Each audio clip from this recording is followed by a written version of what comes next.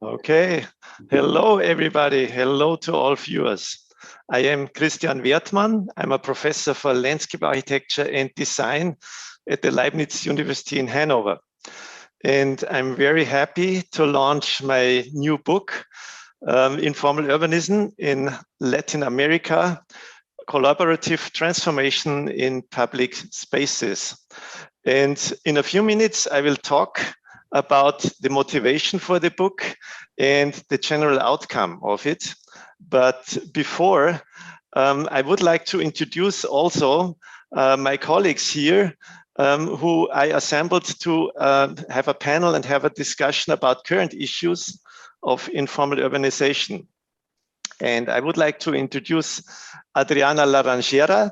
She is an architect of Rio de Janeiro, and she worked for many years in the municipality of Rio de Janeiro, and she worked in the Favela Bairro program, the famous program that was invented in the last decade before the century. And she's right now gives an online course on urban informality within the Lincoln Institute of Land Policy.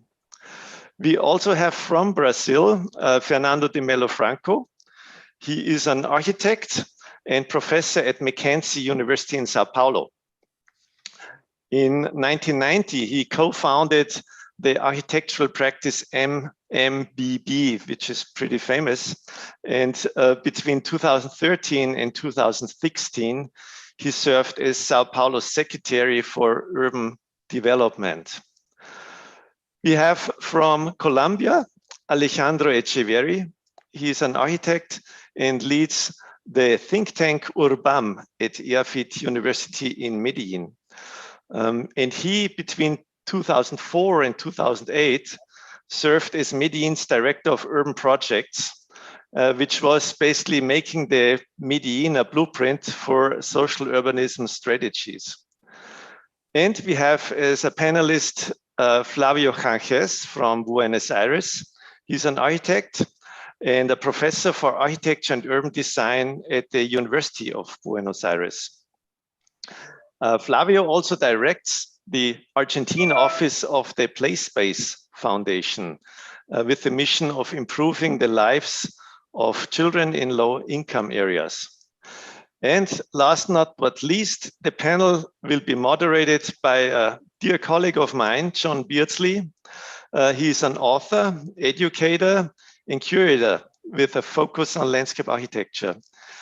He taught extensively at Harvard Graduate School of Design and currently serves as the curator for the Cornelia Hahn Oberländer Prize for the Cultural Landscape Foundation.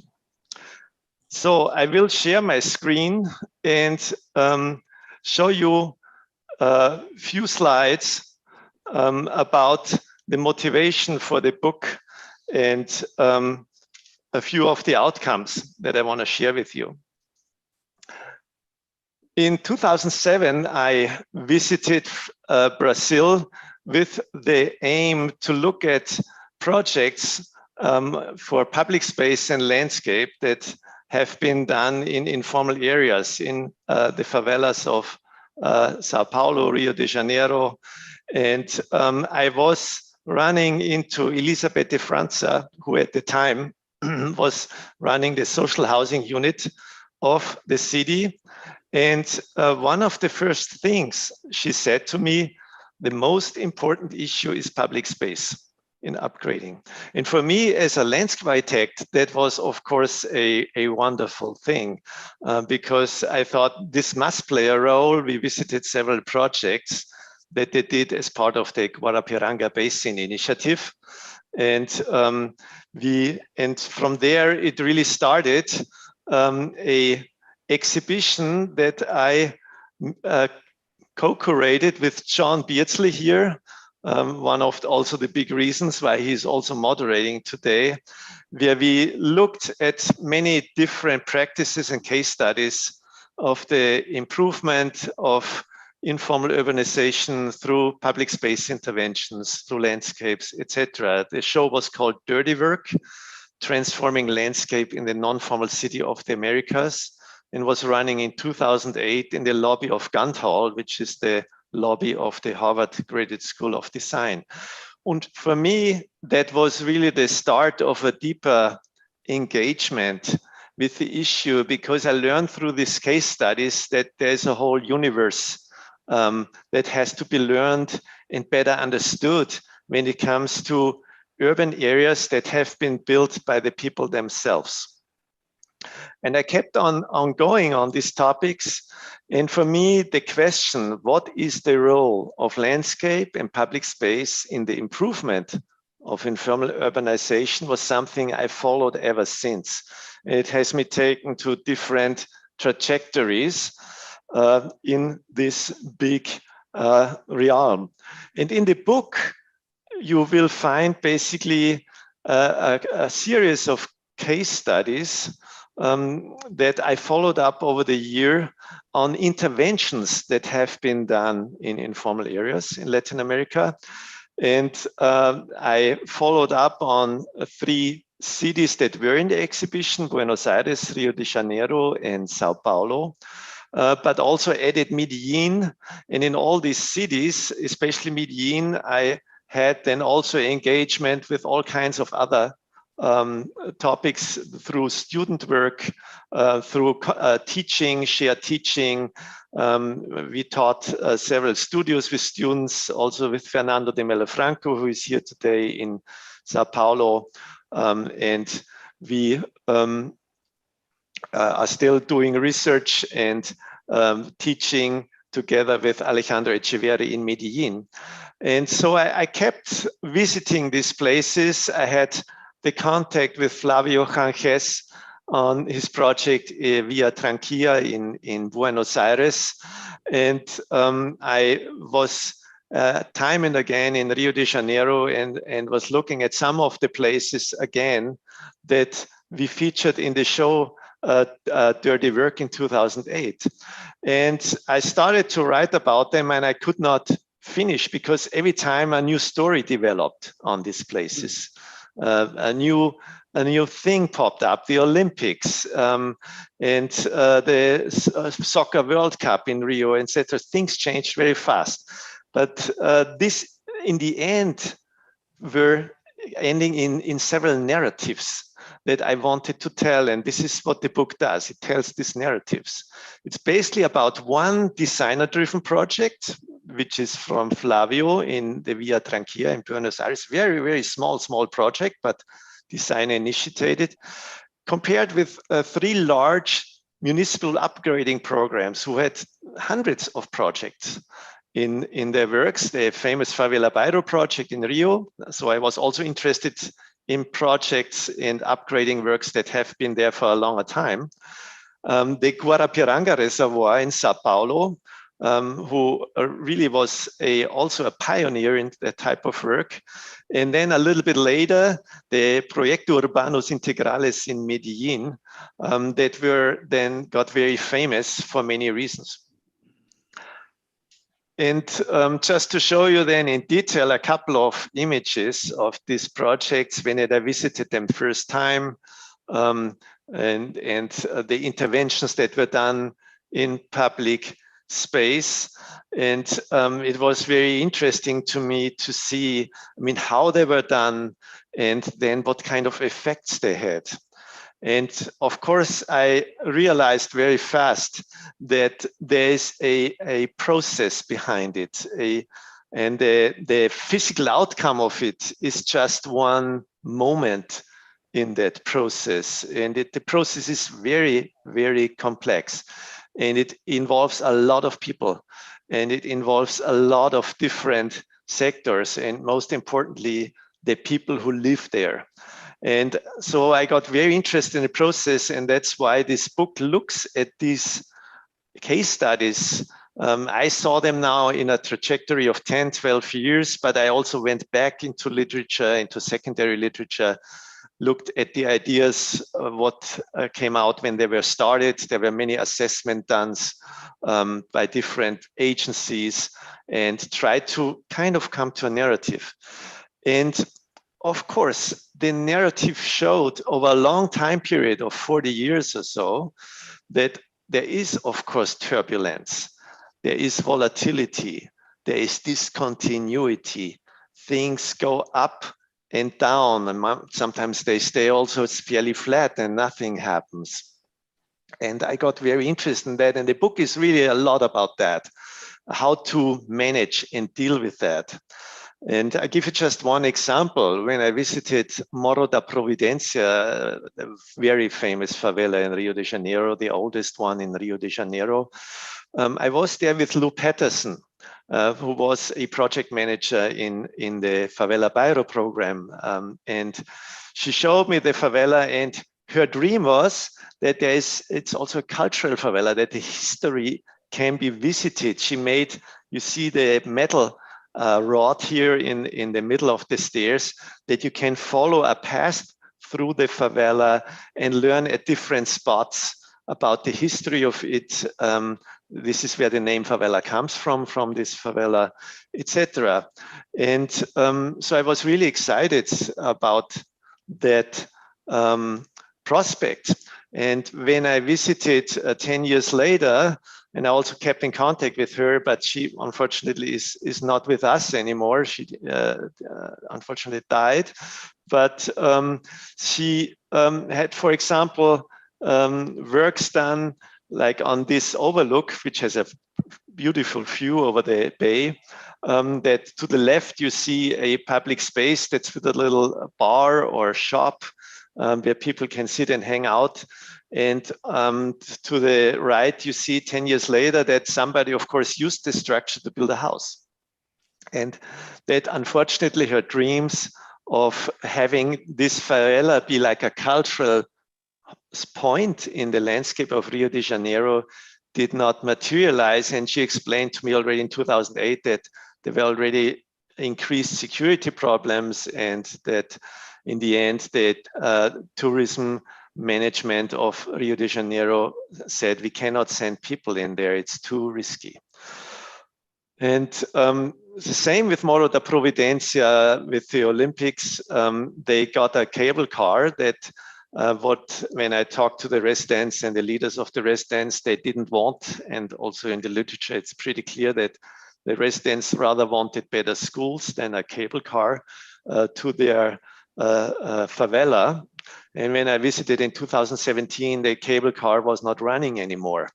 And I don't know if it's still not running anymore. Adriana can for sure tell us that. And this, of course, contrasts to Medellín, where the cable cars are running and have been also built out further, and where I could find also a certain continuity of things that were built and were still kept up. On the other hand, in working in Medellín, one also could find how different mayors would place different ideas on the city and were not always following up what others already set up. Very interesting was that in Morro da Providencia, this favela that made up so much up and downs, at some point there was the proposal to remove many houses, which did not happen. But luckily, I could talk with the help of Adriana, who is here today. You see her in the image going down the stair, to a community leader there. And I asked the community leader, in terms of the improvements that have happened over the years, there were different programs, one after another, after Favela Bairro, what was the best for you guys? And she said, actually, the best was that they built stairs and connected our houses to sewage, that we don't have the sewage in the streets anymore flowing. So very, very basic, very simple. And actually, this was work done by Favela Bairro in the 90s. And so I was encouraged and also could see what kind of, there's a certain baseline when things politically go very different and not in favor of people who are living there. But in the end, I would say turbulence, volatility, discontinuity is a given. It's not something we constantly can lament and say, well, we need a continuous process, we need continuous engagement. We have, and when I say we, as designers, urban planners, landscape architects, we have to learn to live with that. And in the book, I come to certain conclusions at the end out of that knowledge of discontinuity and volatility. And the volatility is not only from outside of changing mayors and changing leaders who want to have different things, but also often from inside, from changing conditions inside the favela. And so I will not go deeper into that because the book is very detailed on that, but I have 4 main points. Some of them are already pretty clear to many in the community who work on these topics. But for me, it was important to summarize them. For me, the first thing is very, for designers and for who want to get involved, that you have to choose very carefully where and with whom you work. That can sometimes in the beginning you think it works very well with the setup you have, and it can change over time. And so governance has to be observed, and you have to see if you can reach your goals inside that governance. And there's a lot of talk about bottom up and top down, and a mix of having bottom up and top down at the same time. But both ends of the spectrum have their own issues. I mean, there are pitfalls of government-driven projects, and there are pitfalls of community NGO-driven projects that one can fall into, and one has to be very have to have good eyes looking into that. Then the second one is, of course, to pursue an integrative improvement process. Although Elisabeth de Franza said public space is the most important thing, I learned that no profession owns the city. They have many professions have to work together. You have to connect, especially the physical to the social improvements. Otherwise, it does not work. The community participation collaboration models have to further develop. This is really the key. And one has to look at several scales. One cannot just look at the favela or the barrio itself. One has to look at many scales, etc. I could go on, but I won't, because then you don't need to read the book. And the third one is, of course, landscape is infrastructure. There's so little space, and that counts pretty much not only for informal urbanization, but also for formal planning, that with all the demands that we have on sustainability, on adaptation to climate change, on social justice, spatial justice that we have, that 1 square meter has to do a lot of functions. It cannot just do one. And so we have to really learn that and see how it can be done. This is really hard.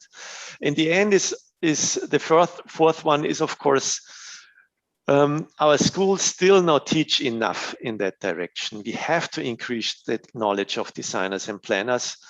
When we say that so much of our urbanization is right now in a standard and it needs to be improved or helped, we really have to learn that, and we really have to learn to work with communities. And my last slide is basically about the future. When I sent out the invitations to this book launch, Efim Schluger from Rio wrote me back and wrote me about his experience of reviewing Favela Bairro. In the end, he wrote, yes, I mean, you can have these large governmental programs, but in the end, it would be much better if you would plan better. And of course, planning is better than retrofitting. And when you look at the numbers, in 2050, there are no projection right now from UN Habitat how many slum dwellers there will be. But they have one projections that they say already by 2030, so in 9 years, about 3 billion people on this planet will need adequate housing. That's how they define it. And so, of course, we don't want to be in the position of constantly retrofitting. On the other hand, as we see how things are going, there will be both worlds. There will be the world where we still will have to learn how to improve and support informal existing urbanization while we are also trying to plan for better city expansions. Okay, with that, I would finish my little presentation for this book and want to thank all the people who helped me on this book. Thank also my publisher Routledge, who were fantastic in collaboration.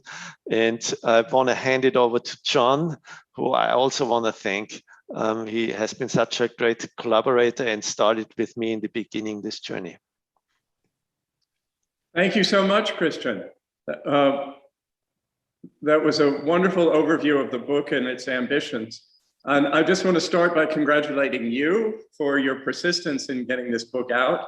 It's the result of many, many years of work of many people, including the people on the panel today and many other collaborators that you and I have had over the years. I feel some small part in this book coming to fruition, since this work dates back to that project that you mentioned, the exhibition. But we also taught studios together and taught seminars together, and I'm delighted to see that you've really stuck with this topic. I remember writing years ago when we were first working on this that in addition to climate change, the challenges of informal urbanization seem to me one of the great challenges facing the world as we entered the 21st century. And as you pointed out, the challenges are only getting more consequential. And so I think your book is really timely and really important. So congratulations, and thank you to you for sticking it out, and to our panelists for their continued interest in this topic. We have at least 3 questions that we'd like to address. So I'm thinking we can try to spend about 12, 15 minutes on each question so that we can try to wrap up within an hour or 75 minutes. Our first question for the panelists concerns the current condition or status of informal neighborhoods in your respective cities. And what's the status of current improvement efforts, especially given the changes that we've seen in cities in the last year and a half because of the COVID epidemic? So I'd like to ask Adriana to start and maybe brief us on the current status and conditions of informal communities in Rio. Fortune, my pleasure. But first of all, of course, congratulate Christian on his book. It is a very, very great achievement and a legacy for future planners and designers to share a little bit of what of us could learn during the last decade. So congratulations, Christian. So going to the topic, what we have seen lately in Rio, but basically a shift, an important shift in priorities regarding urban policies. Apparently the golden age of slum upgrading is over, and priorities moved to other things. Mostly, and Christian quoted it, investments looking towards great events in the city, mostly the Olympics, that caught all the attention of the public sector. On top of it, most recently, we had an economic crisis, and finally we had the pandemics, which designs a scenario that is absolutely not the best situation, the best conditions for urban development. So we have a lot of challenges ahead. I can clearly remember some 20 years ago when public official saying, Favela Bairro is no longer the star of the show.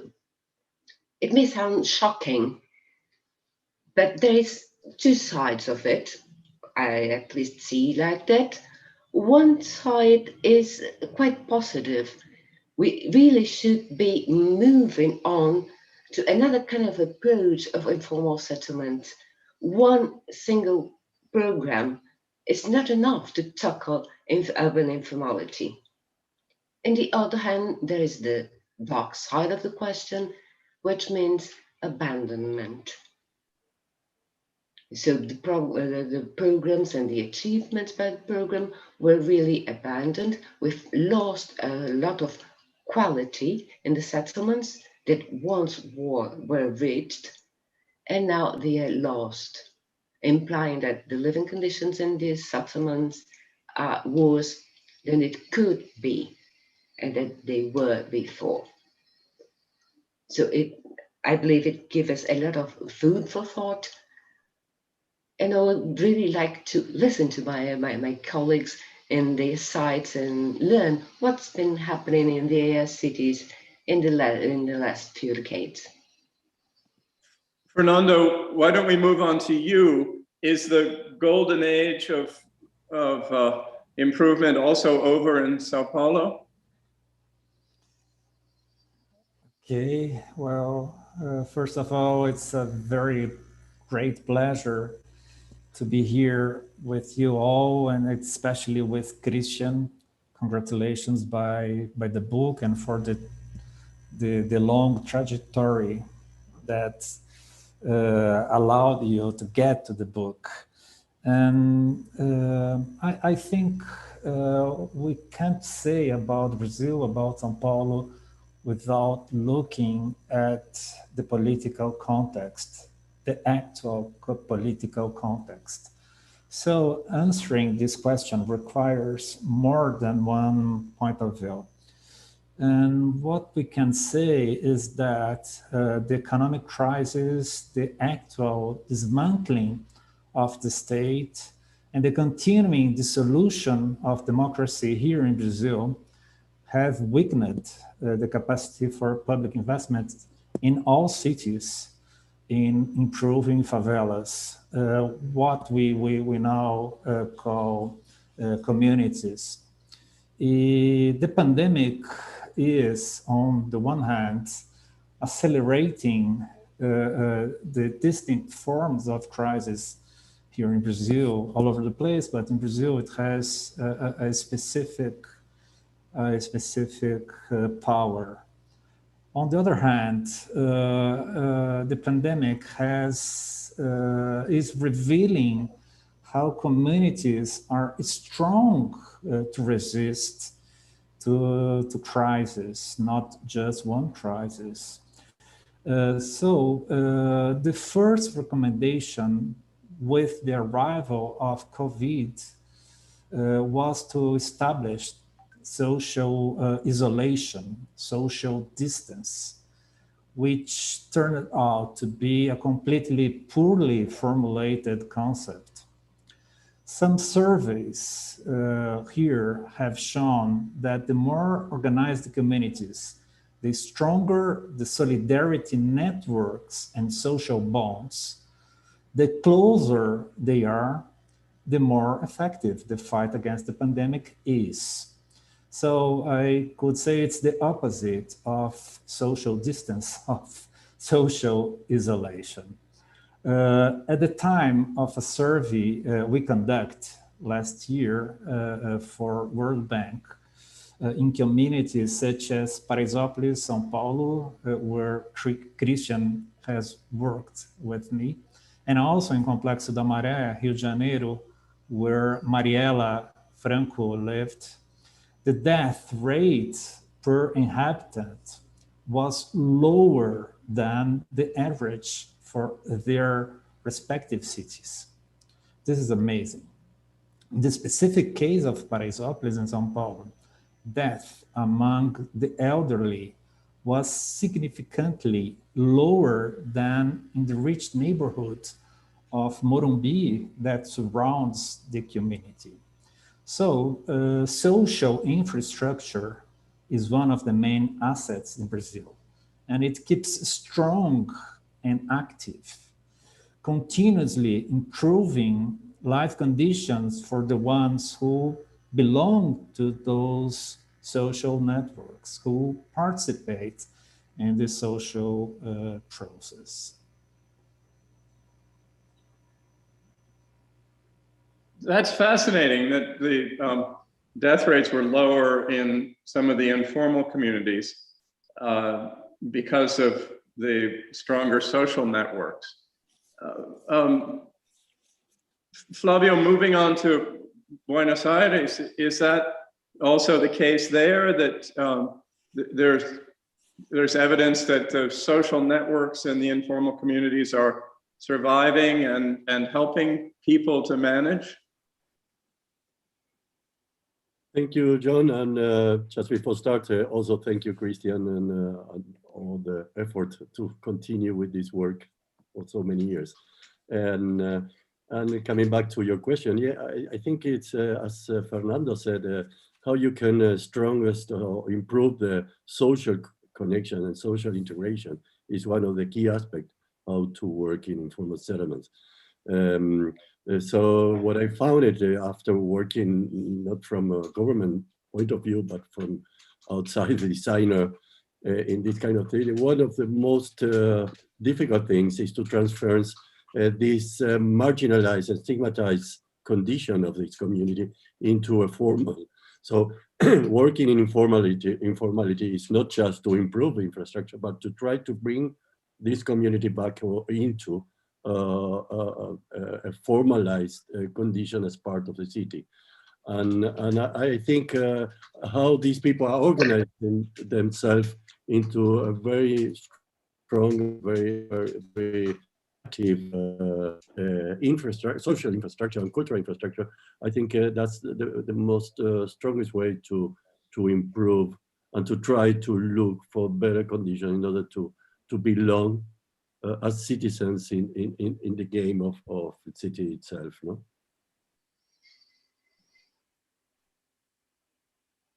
And Alejandro, can you pick up on this too? The idea of maintaining these social networks, even in the context of changing conditions? Yes.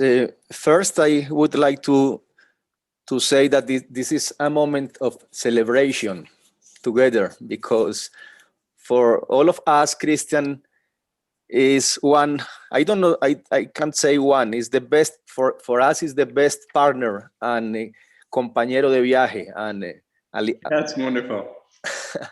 And so his foreknowledge and his sensibility permit us to improve a lot. So I would like to congratulate Christian for the book. So, and to have the book in our hands too. So I think the challenge, the current status and the challenge today is not very different from many years ago. It's not good to say that, but it's the reality. The crisis visibilize and give transparency for the structural problems. So we have been working in Colombia and in Medellín for many years, but the reality is that this crisis and the social crisis in Colombia that we are having put in front of our eyes the reality. It's not, many of us are close to those processes and so on, but put in our in the society's eyes, in the general, the reality. So it's not possible to transform this challenge in few years, because the explosive occupation that happens in the global South cities and the cities in Latin America happens through many years.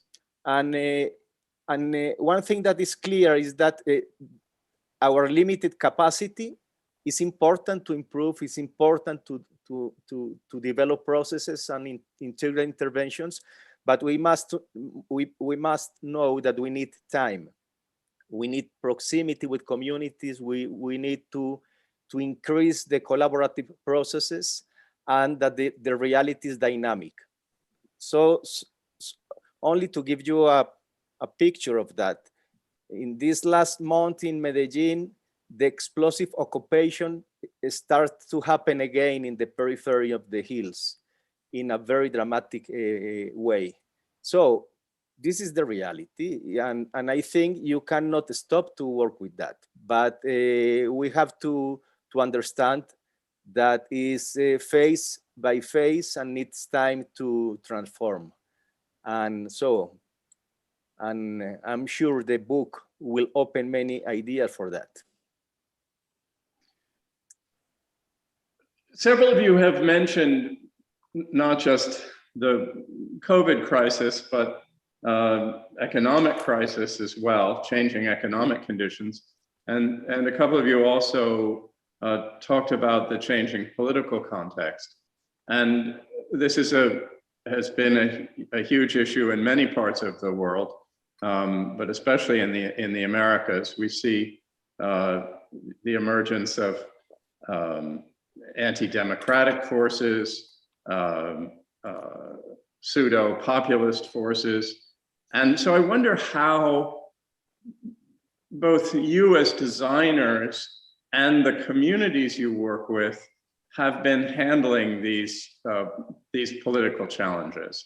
So how should people cope with these changing political priorities and political discontinuities? Why don't we start with you, Alejandro, since you were the last to take the last question. Thank you. Yeah. Yes, the discontinuity is the biggest challenge, and happens in different forms. Happens too in Medellín, is happening now as well. And one thing that we learned after 20 years is that it's easy to see and to understand that the process that we design with a more robust, with the biggest participation of community, institutions, different partnerships from private and public and social initiatives. So those processes and projects that we have been working before and we designed from the beginning, those processes are more consistent today, are more sustainable today, and are growing. And the other processes that we have been working to, but belongs to a more direct logic, top-down logic, so could be very good from the beginning in terms of the conception, but are more fragile in the time. So one thing that is very important is that you increase the capacity of the participation from the beginning. And you, like landscape designer or urban designer, you understand that you have to conceive, you have to conceptualize a process, a more open process in different scale that permit with more porosity, that permit that a bigger amount of participation happens. With the time, this process has more capacity to increase and to grow and to make became viral in terms of the possibility of replication. That's interesting. So that even if you have changes at the federal level or in a city administration, if you have created some robust public processes that are, as you described, porous and open, those processes can persist even in the context of political and administrative and economic change. Yes, and the value of the community, the participation of the community and the local capacity is the key in those processes too. Mm-hmm. Flavio, what's your experience in Buenos Aires? Are these community processes resilient in the face of economic and political challenge like you've had in Argentina as well? Yeah, well, it's yeah, there are many answers to this, and yeah, it's not an easy way to understand the problem. I agree with Alejandro in the term that we as designer, we have to have flexibility and adaptability in order to follow how reality is being changed, not just because of political, economical situation, but also with unexpected situation, like, for example, the COVID, how it shows us that we need to be learning and to be adaptable in order to see what is going on. But going back to your question in terms of all these political and economical changes, also I think the biggest problem with that is that it's stopping the continuity of the process. It's not the continuity of the project, but how the process that to be that has to be initiated in one specific site. It could be interrupted, or it could be destroyed because the trust of the people with the project could be could be changed. And I think that's one of the biggest problem that we have, or what I see in Buenos Aires, that all these political changes and fighting and everything that is you can see here Latin American cities, and I think learning from what the other colleagues are explaining about their own city, it's happening the same. I think this is what it's producing. It's a kind of a lack of belief of the people with the process, and this is when all that you are trying to do is that to try to improve how the people are related with the process. Then a change, they say, well, this is not going to happen. And when the people start to think about that, it's when everything is start to be abandoned, or and again marginalization is coming back. So I'm not so sure if I'm answering your exactly how this could be continuous is one of the biggest challenge to improve all these informal settlements. Mm-hmm. And in Buenos Aires, you have the challenges of that many federal cities have of overlapping and even competing authority between federal, state, local administrations, all of whom might have different ambitions. Political parties also. So it's make agreements. Oh yes, can't forget those political parties in Argentina. So, Fernando, what's been your experience in Sao Paulo? How are you navigating the sort of changing political priorities and political discontinuities? Well, I'm still sad to the fact the mayor who I worked with lose the elections. Of course, we would love to keep going, but as people says, crises can be seen as opportunities. And at the moment, I see the crisis we're facing at is a huge opportunity. And just to play with the words, I could say that Brazil's reconstruction project after the pandemic will involve an increasing public spending on urban infrastructure provision. So this is an opportunity for us to review the paradigm of infrastructure design, the paradigm of urban and landscape design in the country. And this is extremely important to say because I guess we need some kind of discontinuity in this field. We need some rupture. We need to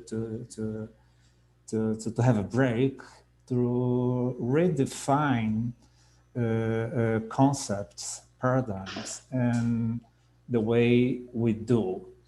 And I think that design can no longer be restricted to physical, spatial interventions, but to the entire process that involves both fields of what we call policy, polity, and politics. I could say that since I left the municipality, design for policy has been one of my main interests, and this is my bet now for the future. You mentioned post-pandemic infrastructure spending, are you thinking that will be a local initiative in Sao Paulo, or is it a federal initiative in Brazil the way it is in the United States now? Well, some people are discussing a kind of New Deal. Yeah. Some people are discussing how to get a Green New Deal. Yeah. Good luck with that. If you figure it out, maybe you'll teach us. Yeah. But the thing is, one of the main bets is to invest on the expansion of the infrastructure, mainly for generating jobs. And the question is, should we expand infrastructure, physical infrastructure systems or social infrastructure systems? And this will require, when we look at the city, when we look at the entire national territory, because this is both for the municipality and also for the entire country, how design will take a role in this process. Adriana, turning to Rio,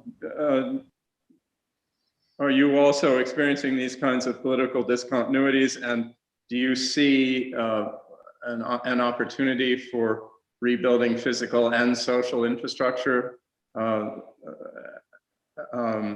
as Fernando's been describing? Well, John, before we get that far, I would take a step back. And this phenomenon of discontinuity is a classical. It has been happening for decades and decades. And since it is a political issue by nature, the first tool that occurs to me to deal with it is a political tool, is a vote. It's political participation and active participation in the city life. So in this regard, I would think rather in moving or opening up a little bit the focus of the relationships we were used to deal with in the classical slum upgrading programs, where we would look mostly at two players, municipality and slum dwellers. Cities are far more complex than that. And all players, all stakeholders, all participants of the urban scene have their own agenda. So my thoughts go into, we need to know deeply which are those agendas, get all those people together, discuss them openly, publicly, in an open and clear debate, and try to find common grounds. So from that ground, new ideas of planning and design should grow. That's my view. So using broader social tools like the vote to navigate some of these political complexities. And a lot of public debate. And a lot of debate. All stakeholders. So you lead us to our next question, I think, which is about sort of new initiatives or new findings. Have there been new focus areas, new findings for designers who would like to improve the conditions in informal communities? What are the new frontiers that you see emerging in Rio? Well, I have a big interrogation mark. I believe we have a big question to be answered, which is, why do we have so many people being pushed into informality? What is the real reason for that? And I believe we shall have to go deep into this. And this is not actually new. The Lincoln Institute have been working on this subject for long years now. And I believe that maybe the key to approach and answer to this question is to connect this urban phenomenon into politics, economics, and all the other urban dimensions. I can see very clearly that the growth of informality is closely connected to economic factors, the malfunction of land markets, and how difficult it is, and especially difficult for low-income people to have access to urban land. So it defines the way the city grows and how inequality grows in this relation. What are the real conditions of access to city that is granted to the people? And in our cities right now, it's very clear there is no room for everyone in formal conditions. So I believe we should be targeting this kind of questioning. Why is it? What is the cause? And not really so much about acting on the effects of informality, but rather acting in the causes of urban informality. Not an easy task, of course. We have a lot to work on it. Addressing the cause rather than the impact of informality, is that something that you think designers can have a role in? Because that's a little bit outside of the traditional role of designers. I do believe they can play a very important role in it. First, understanding it and finding the way to reflect this reality, the causes of the problem, into the solution, the physical or designing solution. It can be not disconnected from one another. Otherwise, we will be retrofitting and retrofitting and retrofitting in an ever-growing informality.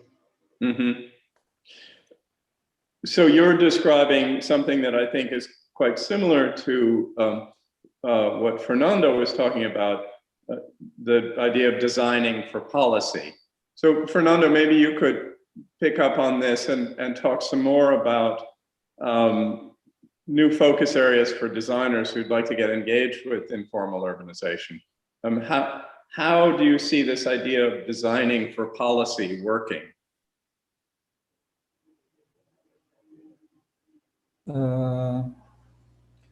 Well, one of the things we have done while in the municipality, one of the most interesting thing that we have done was a project called Connected Dots, who won Mirror's Challenge prize in 2016.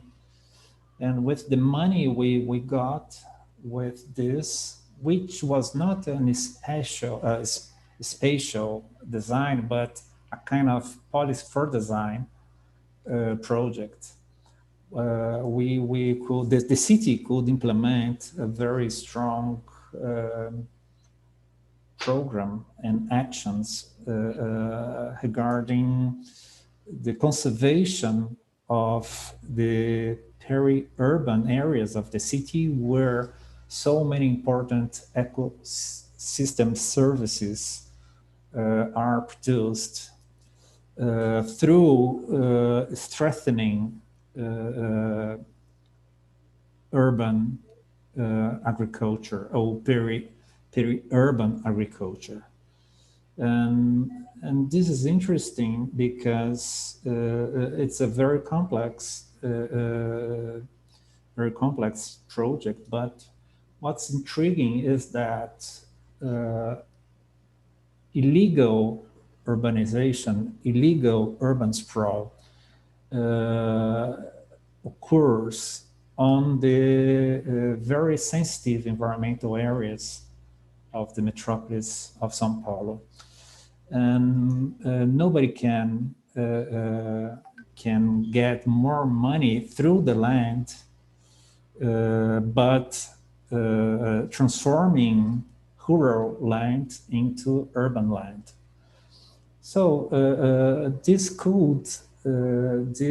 research that became a project could prove that under certain circumstances, urban agriculture can not get more money than urbanizing, but can allow the population, the family producers, to stay on land, to keep preserving those lands and their way of life which is also important.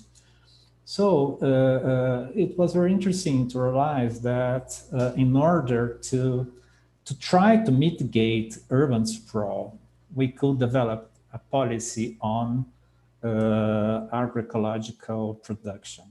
And then we realized that the rural territory in Brazil is extremely sophisticated. Agribusiness in Brazil, as in Argentina, as in Colombia, is really sophisticated. And also the urban planning system is very sophisticated in Brazil. But the peri-urban territory is no man's land. It has no eyes on it. It has no specific planning tools. It has no specific strategies. And it's extremely important when we want to strengthening the bonds, the links between rural and urban. So I could say that Connect the Dots was not about designing buildings, landscapes, structure itself, but about designing the way the municipality could connect the dots from governance, from social forces, from funds, availability, and so in order to achieve a very integrated and complex goal. So this is the kind of design I'm talking about. Flavio, I might ask you to pick up on this idea of designing for policy. Do you think this is possible within the current structure of design education? You're both a designer and an educator. How do you, is conventional studio instruction and conventional seminars an adequate tool for thinking about these larger contexts for informality? Are they an adequate tool for this kind of designing for policy? Yeah, it's interesting. I think it depends from where you are working. So it's not the same for a planner or urban designer or architecture or landscape designer. I think there are so many different opportunities according to the scale that each one is working with. So it's not that informal urbanization is the same everywhere, even though in Buenos Aires city itself, it's not the same if you're working in a slum in the city center, or if you're working in a slum outside, I don't know, in one of the periphery areas of the city. So the specificity of site is also bringing you different opportunities to work from so many different points of view. And I think this is one of the issues that I think from education we could achieve, is how you read the place, how you can understand the condition of a place, and the way that you can look for opportunities to produce from your own specificity the transformation that you are looking for, or the opportunities for transformation that you're looking for. So this is one of the issues that for me is very important, but in my case it's more from urban designer and less than planner, and how you can look for opportunities according to the specificity of one community, a particular community. The other issue is how you can create a new narrative for the place, how you can bring a new way of understanding and thinking about how a place could be transformed, and what are the opportunities. So you can create a narrative that all the actors in different participatory activities could join in one common goal. And I think this is also something that we as designers, we can bring to the table, no? How we can try to organize an opportunity to produce agreement. That is also a very difficult issue. I remember Alejandro or somebody from Medellín who said what was the most difficult issue in this Medellín process was to put everybody agree with the process. So it's how you made the people agree in the project, I think, is one of the issue, and we as designer, we can create the conditions to produce this agreement. And the last part that is particular for me, and this is what I'm interested in, and it's, of course, it's not something that maybe should be everywhere and for everybody, but it's how you work in the in-between between formal and informality. So it's not just working in one place, but it's working in the in-between area. So how you can create conditions where both communities could join and trying to create opportunities for improve, not just in informalization, but also into formalize part of the city. So what I'm very interested in as this urban designer is how to work in this middle space where we can create opportunities for bringing people together and not to try to strengthen this continuity between what is formal and what is informal. Alejandro, I might ask you to pick up on that. Flavio's talked about both the challenges of working in these in-between places, but also about the importance of creating new narratives, new identities, new self-images for the people who live in informal communities. What sort of new findings or new focus areas are you identifying in Medellín? Yes, John, I agree with Flavio that. So I'm not sure if we can talk from new findings. Maybe it could be old findings, but have a new dress in some way, new forms of expression and communication, because to keep the narrative, to build a narrative, to develop an empathy, to open the conversation. So the dialogues, I agree with Adriana and you, the others, that how could open and produce dialogues and conversations. And I'm sorry, are you there? Yes.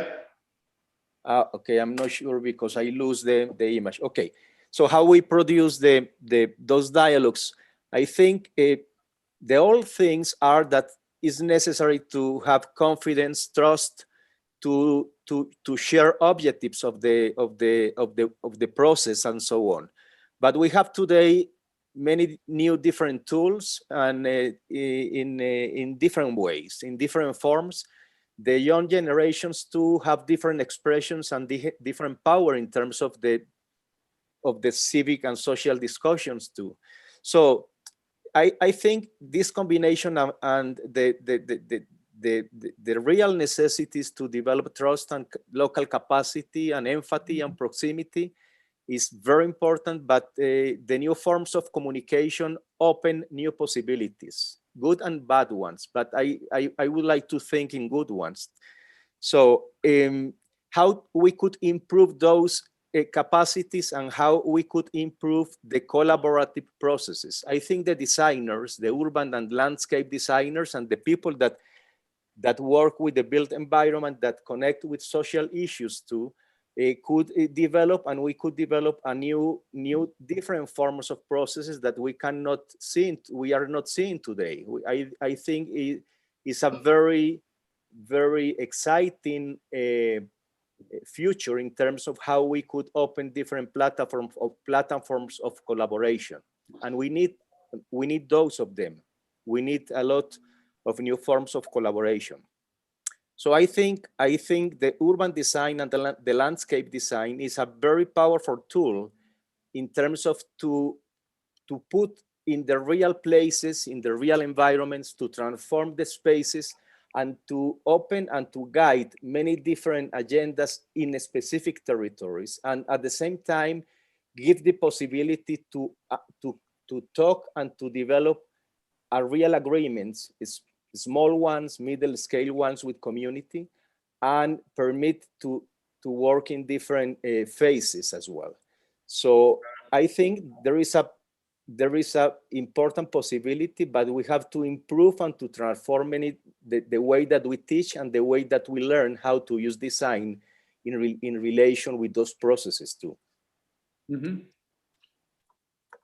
Wonderful. I might ask if our panelists have short, quick questions for each other, because I think it would be interesting to have you talk a little bit amongst yourselves on some of these issues.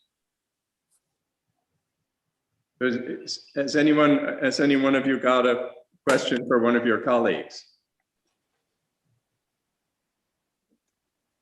Well, maybe I could provoke my dear colleagues with a suggestion. I was thinking in concrete about one kind of participation of planners and designers that we haven't touched today yet, which is our participation in the design of urban law and regulations and the impact it has in all you have been saying about how people have access to land, how functions are distributed in the city, how people can be hood into the city and some people cannot, and why functions and uses and residential uses specifically get their places in the city. I believe this issue of urban law and regulation can give us lots of opportunities, and we should be participating more intensively in that. So John, I would like to add that. So when we are talking to work with informality, we are talking to work with about existing realities, not only physical, but social, socially, cultural, the local identities and so on. So the question is how to add value to those realities. I am not talking only physically, but I agree that the physical transformation are very important too. So how to combine physical and social and different scale and diverse strategy that combine, that open the door to combine simultaneously physical transformation, social transformation, and economic transformation. So that connect existing dynamics. One thing that is very important, I am not sure if Fernando talked about it, I think yes, is how to read, was Flavio, how to read the reality. Not only the physical reality that is very important, but how to read the initiatives, the capacity and the partnerships that exist in the territory, formal and informal ones, and how to add value and to connect them in a new version, in a new scenario. So this is, I think, is important to understand that working with existing is not working with the tabula rasa with your imagination, but is working how to translate different realities in a new reality.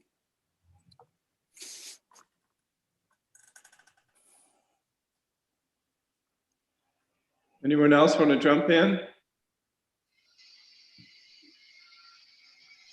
Well, trying to address back some questions to Alejandro. Is the space, the territory is extremely important, as you said. The law, the planning tools are not sufficient. For example, in Medellín hills, in São Paulo and Rio de Janeiro environmental protected areas, there are laws saying that nobody can be done, nobody can use. And what we tried to do here in São Paulo was to look at this, what you call reality, and think in a different way as you proposed. So instead of saying what not to do, what's forbidden, let's say, what can we do in a responsible way?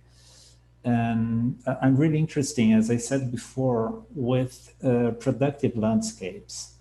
So informality goes to the areas that has no value, no commercial value, where the law says nobody can do nothing here, there is no value. That's where the people who have no condition go to occupy and so on. So when we said, let's produce, let's add value to this land, let's improve the capacity of agro-production.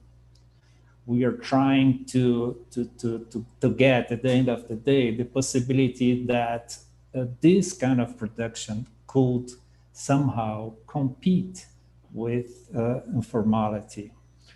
And this produces an effective transformation of the land, of the space, for sure.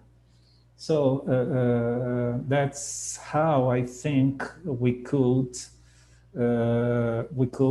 think about design, how to combine strategies, physical and not physical, in order to think how productive landscapes in terms of economic value, but also in terms of environmental ecosystems values could give a narrative that makes the population to realize how valuable they are and how important they are to be kept somehow safe within the cities.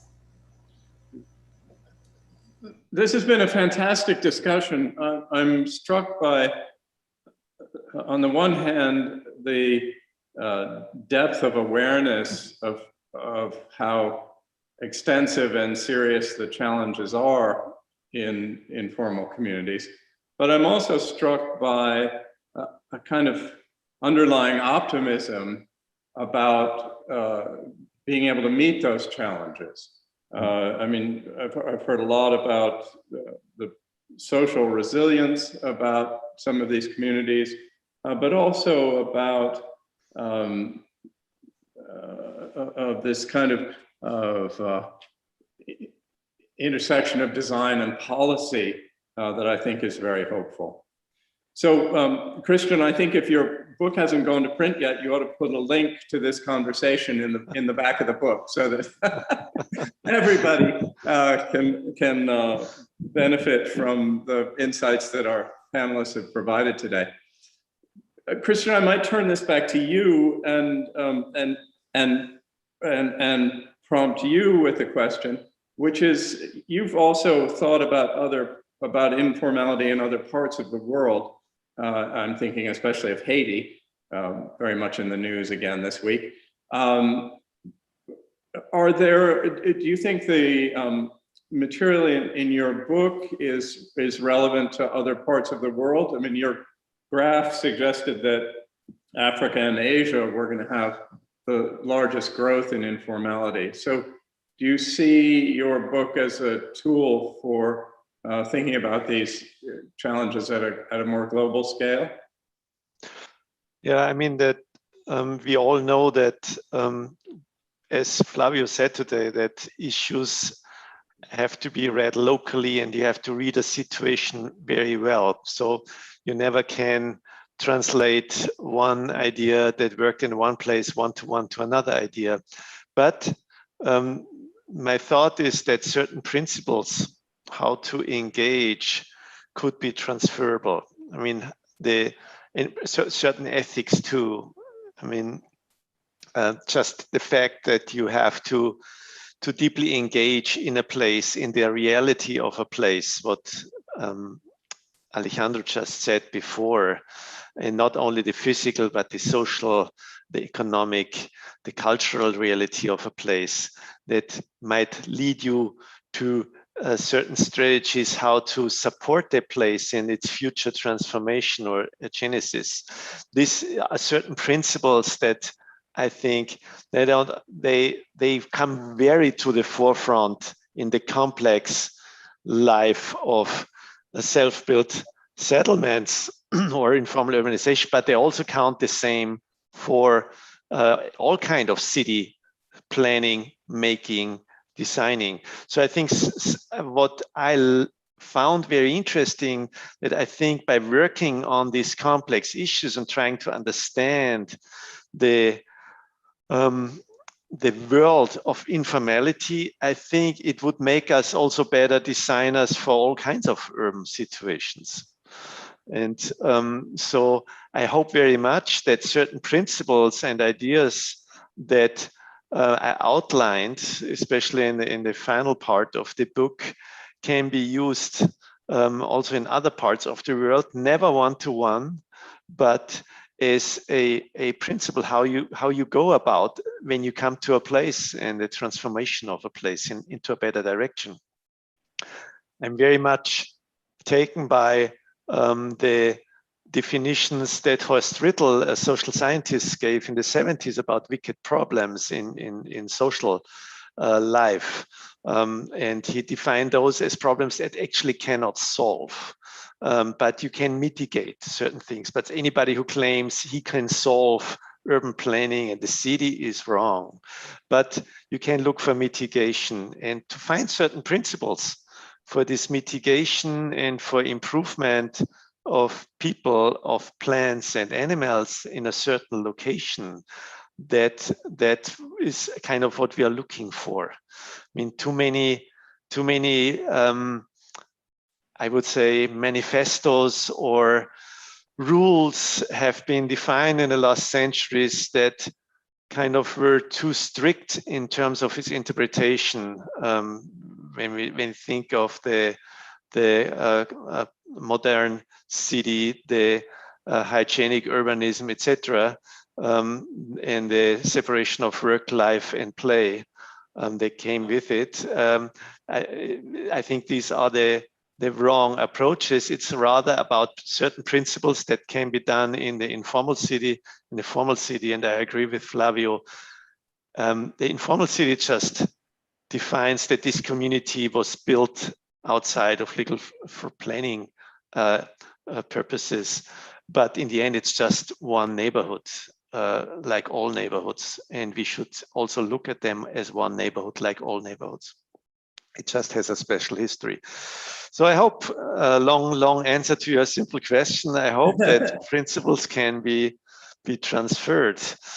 And well, I'm also struck by this discussion and by the optimism that you now, John, you summarized very well in terms of social infrastructure, about a certain resiliency pattern, and about the way that designers can work with that, even when a government is not